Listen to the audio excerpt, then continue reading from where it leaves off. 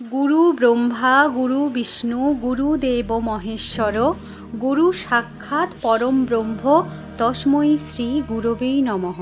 बंधुरा आषाढ़ मास 1432 बंगाब्द गुरुदेव के केंद्र करेই 10ই जुलाई 2025 बृहस्पतिवार गुरु पूर्णिमा पालन करा हबे।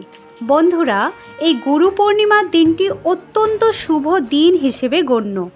এই দিন সর্বার্থ সিদ্ধি যোগ, অমৃত সিদ্ধি যোগ, শুভ যোগ এবং শুক্ল যোগের প্রভাব থাকবে। শাস্ত্র মতে গুরু পূর্ণিমার দিন কিছু কিছু জিনিস ক্রয় করা শুভ হিসেবে প্রতিপন্ন। তাই এই সমস্ত দ্রব্যগুলির মধ্য থেকে যে কোনো একটি দ্রব্য গুরু পূর্ণিমার দিন পারলে বাড়িতে কিনে আনুন এবং গুরু পূর্ণিমার দিন এই খাবারটি বাড়ির সকলে গ্রহণ করুন এবং ভগবানের উদ্দেশ্যে নিবেদন করুন।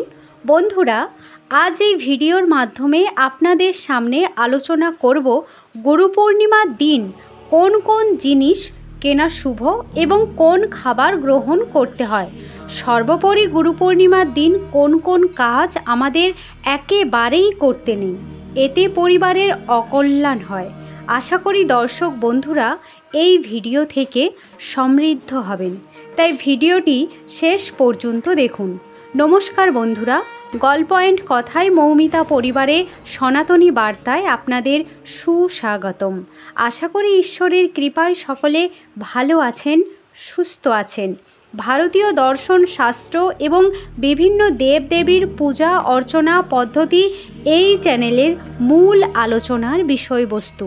বন্ধুরা, গুরু পূর্ণিমার যে জিনিস কেনা শুভ তা হলো প্রথমত আপনার গুরুর পছন্দের যে কোনো প্রকার দ্রব্য অথবা খাবার। যিনি আপনার গুরু তিনি যে খাবারটি পছন্দ করেন বা যে জিনিসটি পছন্দ করেন সেটি গুরু পূর্ণিমার দিন কিনে এনে তাকে উপহার প্রদান করুন। সম্ভব হলে গুরুদেবের উদ্দেশ্যে একটি হলুদ অথবা সাদা বস্ত্র এই দিন পারলে নিবেদন করুন। দ্বিতীয়ত বন্ধুরা, গুরু পূর্ণিমার দিন যে জিনিসটি কেনা শুভ তা হলো গ্রন্থ অর্থাৎ বই। আপনি এই দিন যে কোনো প্রকার জ্ঞান সমৃদ্ধ বই ক্রয় করতে পারেন। যদি সম্ভব হয় এই দিন পারলে একটি গীতা গ্রন্থ ক্রয় করুন। তৃতীয়ত গুরু পূর্ণিমার দিন যে জিনিস কেনা শুভ তা হলো যে কোনো প্রকার দানা শস্য, যেমন ধরুন চাল, গম, যব, জোয়ার, বাজরা ইত্যাদি। বলা হয় এই দিন দানা শস্য ক্রয় করলে জীবনে সৌভাগ্য এবং সমৃদ্ধি আসে। চতুর্থত বন্ধুরা, গুরু পূর্ণিমার দিন যে জিনিস কেনা শুভ তা হলো নারকেল। এই দিন যদি আপনি নারকেল ক্রয় করে তা যদি আপনি ভগবানের উদ্দেশ্যে খাবার তৈরি করে গুরুর উদ্দেশ্যে আপনার ইষ্টদেবের উদ্দেশ্যে নিবেদন করতে পারেন অথবা চন্দ্রদেবের উদ্দেশ্যে নিবেদন করতে পারেন, তাহলে গৃহে অপার সমৃদ্ধি আসে, মা লক্ষ্মী এবং শ্রী বিষ্ণু প্রসন্ন হন। তাই এই দিন নারকেলের তৈরি কোনো প্রকার খাবার এবং বাড়ির সকলে পারলে এই দিন গ্রহণ করুন। এর পাশাপাশি হলুদ রঙের যে কোনো প্রকার ফল, তা সে আম হতে পারে, কাঁঠাল হতে পারে অথবা কলা, এই হলুদ রঙের যে কোনো প্রকার ফল এই দিন ভগবানের উদ্দেশ্যে নিবেদন করুন এবং বাড়ির সকলে গ্রহণ করুন। এতে পরিবার সুস্থ এবং নিরোগ থাকবে। গুরু পূর্ণিমার দিন এই সকল দ্রব্য ক্রয় করার পাশাপাশি এই দিন কিছু কিছু কাজ করা থেকে বিরত থাকা প্রয়োজন, নচেত এতে গৃহের অকল্যাণ হয়। আপনারা নিশ্চয়ই জানেন যে গুরু পূর্ণিমার দিন সব থেকে গুরুত্বপূর্ণ কাজ হলো গুরুর সেবা করা, গুরুর পুজো করা। আপনি যার কাছ থেকে দীক্ষা নিয়েছেন বা যাকে আপনি মনে প্রাণে গুরু হিসেবে মনে করেন, এই দিন তার প্রতি শ্রদ্ধা ও সম্মান প্রদর্শন করতে হয়। শাস্ত্রে বলা হয় যে ব্যক্তি গুরুকে সর্বদা শ্রদ্ধা করে চলেন, তিনি সর্বক্ষেত্রে সাফল্য লাভ করেন। তাই বন্ধুরা, এই গুরু পূর্ণিমার দিনে গুরুর সামনে এমন কোনো কাজ করা উচিত নয় যাতে গুরু আঘাত পান।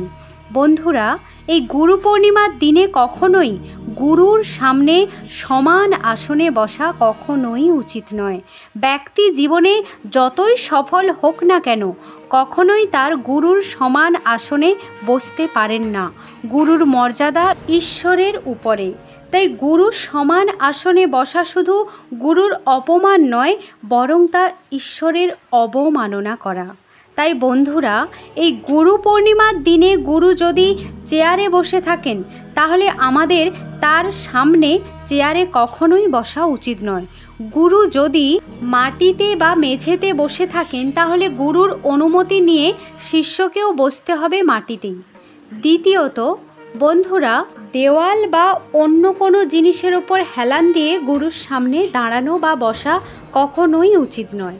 এছাড়া গুরুর সামনে পা ছড়িয়েও কখনও বসবেন না, এতে গুরুকে অপমান করা হয়। তৃতীয়ত বন্ধুরা, গুরু পূর্ণিমার দিন গুরুকে আঘাত করে কিছু বলবেন না।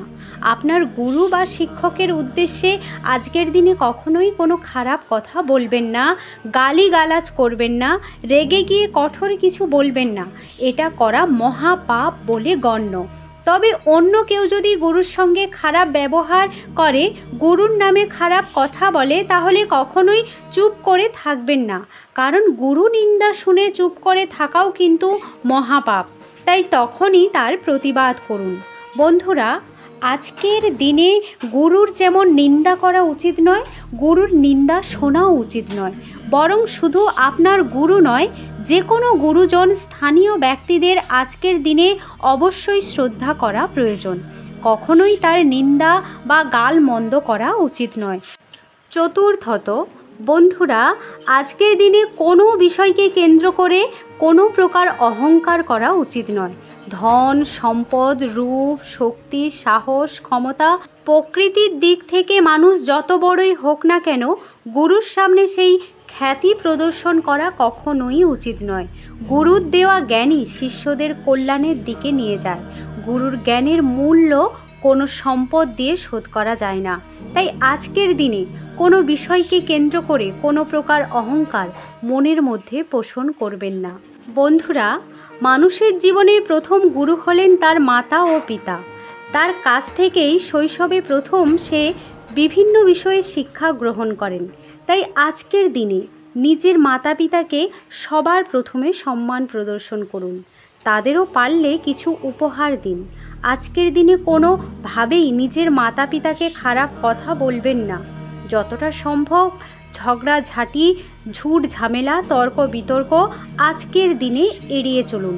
বন্ধুরা, এই গুরু পূর্ণিমার দিন আমিষ জাতীয় আহার, সহবাস, নখ, দাড়ি ইত্যাদি কাটা, এই সমস্ত কিছু থেকে বিরত থাকুন। এই দিনটি মনে প্রাণে গুরুর সেবায় নিজেকে নিয়োজিত করুন। যাকে আপনি গুরু হিসাবে মানেন তাকে উঁচু আসনে বসান, তার পা জল দিয়ে ধুয়ে মুছে দিন এবং তারপর তার পায়ে হলুদ বা সাদা ফুল অর্পণ করুন। গুরুকে একটি বস্ত্র প্রদান করুন। এছাড়াও ফল ও মিষ্টি নিবেদন করুন। তারপর গুরুর চরণ স্পর্শ করে বলুন, গুরু ব্রহ্মা, গুরু বিষ্ণু, গুরুদেব মহেশ্বর, গুরু সাক্ষাৎ পরম ব্রহ্ম, তস্मै শ্রী গুরুবে নমঃ। বন্ধুরা, এই গুরু পূর্ণিমার দিনে নিজের বাড়িঘর দর পরিষ্কার পরিচ্ছন্ন করে রাখুন। এই দিন হরে কৃষ্ণ মহামন্ত্র পাঠ করুন। পারলে একটি গীতা শ্লোক পাঠ করুন এবং তার অর্থ অনুধাবন করার চেষ্টা করুন। আশা করি দর্শক বন্ধুরা, এই ভিডিওটি আপনাকে সমৃদ্ধ করেছে। সকলেই ভালো থাকুন, সুস্থ থাকুন, এই কামনা করে আজকের মতো ভিডিওটি এখানেই শেষ করলাম।